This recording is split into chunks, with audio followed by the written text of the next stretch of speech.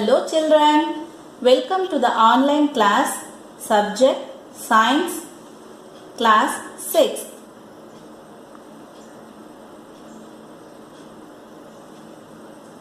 Let me have a small recap of the previous session.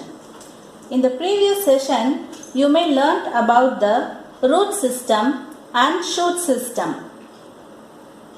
The root system is the underground part of the main axis of a plant. The underground part of the plant is known as root. It has two types, tap root and fibrous root. Root has no nodes and internodes. It has a root cap at the tip. Shoot system. The aerial part of the plant body above the ground is known as the shoot system.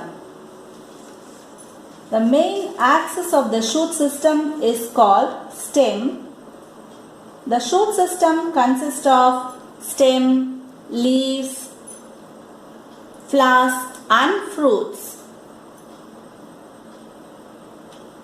Today we are going to see about the structure of a leaf. The leaf is a green, flat, expanded structure borne on the stem at the node. The leaf has a stalk called petiole. Leaf has a stalk called petiole. The flat portion of the leaf is called leaf lamina or leaf blade. On the lamina, there is a main vein called midrib. Other veins are branch out from the midrib. The portion of the leaf connected in the nodal region of the stem is known as leaf base. Leaves of some plants possesses a pair of lateral outgrowth on the base on the either side of the axillary bud. These are called stipules. The green color of the leaf is due to the presence of green colored pigment called chlorophyll. On the lower side of the leaf, there is a tiny pores or openings known as stomata. These are the parts of the leaves: apex, margin, midrib, veins, and this flat portion is called blade, and this is a base. Petiole, stalk is known as petiole, and these are stipules.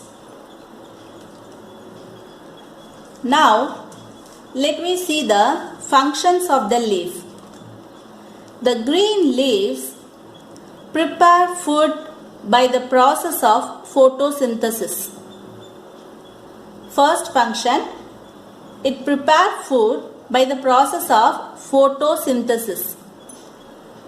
Then, the green leaves helps in respiration of the plants and it carry out transpiration. These are the functions of the leaves. And let me have some interesting facts.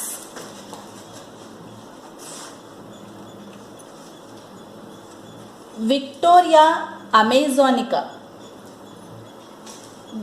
The Victoria amazonica, the leaves of this plant grow up to 3 meters across.